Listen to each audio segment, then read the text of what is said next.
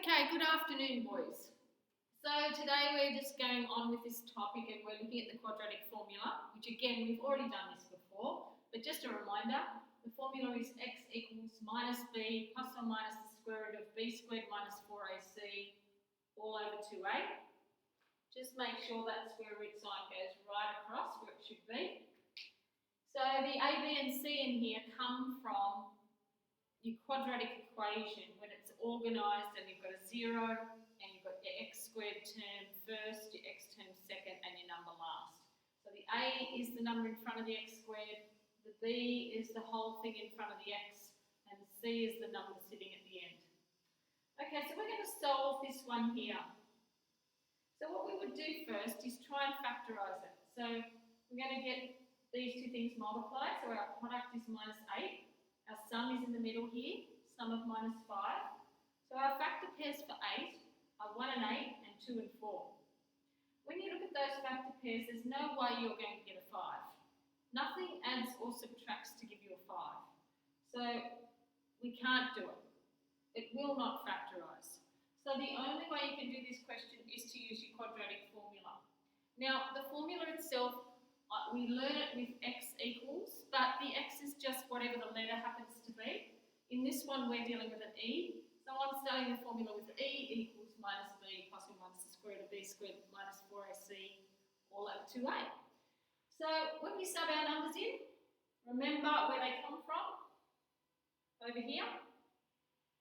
So a is the number outside the u squared, the b is the minus 5, and the c is the minus 2. So we put them all in, keep them in brackets, just easier to organise. The minus 5 is just a 5. Then we're doing all of this on your calculator in one go. So don't put the square root sign in your calculator, just what's underneath it. That will give you 57. 57 cannot be broken down any further. Square root of 57, it's not a prime number. Actually, 3 will go into it, but no perfect square will go into 57. You can check it yourself. You can do 57 divided by 2 and check all the perfect squares under it, but no perfect square will go into that. So we're going to split up our answers. One's going to get our minus and one's going to get our plus, and there's our two answers. In an exam, that will be marked as correct if they're just asking you to solve, which is what they're asking here. I've split them because when we go to do more work with this, we're going to be using graphs, and you need to see these two answers written separately. Okay, so over here on number 2, it says solve exactly. The word exactly, or you see the word exact, it's trying to hint to you that you are going to have a surd in your answer. If we're going to have a surd in our answer, we're going to be using the quadratic formula. You're never going to get a surd from trying to factorise something. Okay, so we're not even going to try and factorise this time. That's given us enough of a hint that we need to use our formula, so we're going to go straight to it.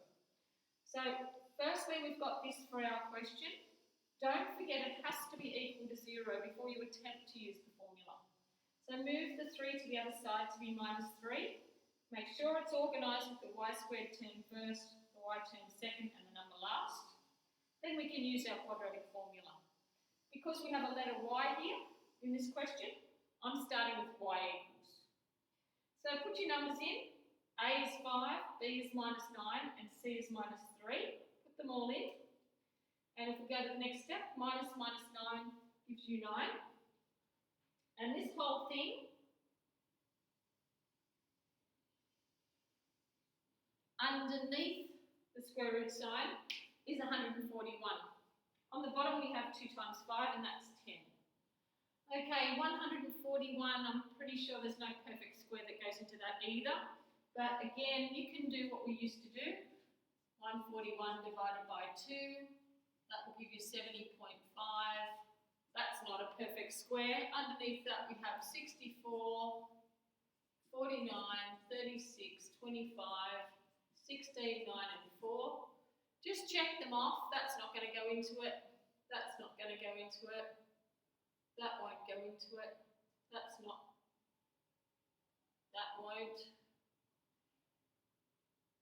That won't. And that won't. You You can just double check, but I don't think there's a perfect square going into them. Split our two answers up and there they are. Okay, the next question. Now this one, we've got some rearranging to do. So we do have a 0, but this is certainly not in the order we need. And also, I want the squared term to be positive. So I don't like that. So we're moving that to the other side. So now it's a positive k squared.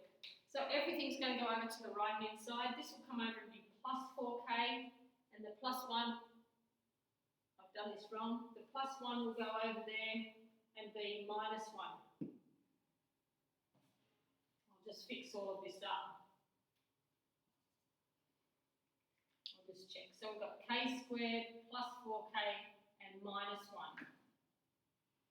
So I'll just fix the answers as we're going through it. So our A is 1, the number in front, B is 4, C is minus 1. So subbing in, starting with k equals, because we have a k in this question, sub all our numbers in, and I got the C wrong, so I'm just going to fix that up. That should have been a minus 1 over there.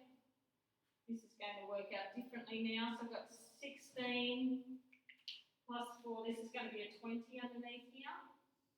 When you use your calculator, that will be 20. And just going through, we need to get a perfect square out of that 20 if we can. 4 will go into it 5 times. So the square root of 4 is 2. We're taking that out. We still have a 5 underneath.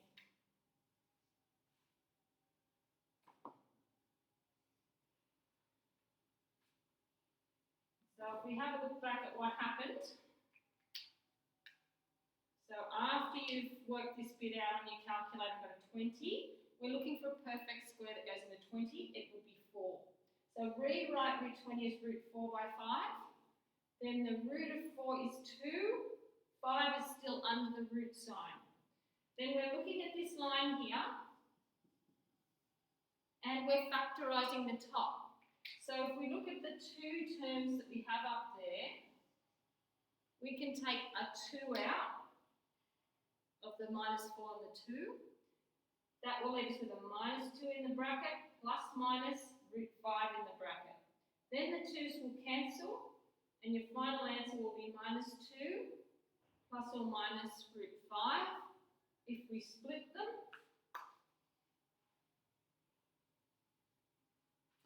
we will have minus 2 minus root 5 and minus 2 plus root 5. Okay? The worst problem that happens with these questions is when we're back up here, people want to cancel now. You cannot cancel anything there. So I don't want to see anybody trying to cancel the 2 with the 4. You can't do it. And worse still, I don't want to see anyone cancelling the 2 with the 20. The 2 is a whole number. The 20 is stuck under a surd. They're definitely not allowed to ever cancel. And these ones can't cancel because we've got 2 terms on the top and 1 term on the bottom. Cannot cancel. The whole idea of factorising is to create the 1 term. So by the time you get down here, you take out the common factor. Now you've got 1 term over 1 term, and you can cancel. So you're allowed to do it once you've got that happening. So factorising creates 1 term on the top, 1 term on the bottom, then you can cancel. Okay, and the last question over here, that's what it looks like. We don't want this negative h squared, we want it to be positive. So we're going to move it over here to be positive. Move the positive 9h over to be minus 9h. And this hasn't gone anywhere, so it's keeping its sign plus 8. Now we've got nothing on the right-hand side, so there's an equal 0 there. So copy your quadratic formula down with an h here. And we're subbing in our numbers. For A is 2, B is minus 9, and C is 8. You'll get that there. Then don't forget the next bit's trying to work all of this out under the surd, and it works out to be root 17 under there. So now we'll just split up our 2 answers, and that's it. So we're coming back to do a few more examples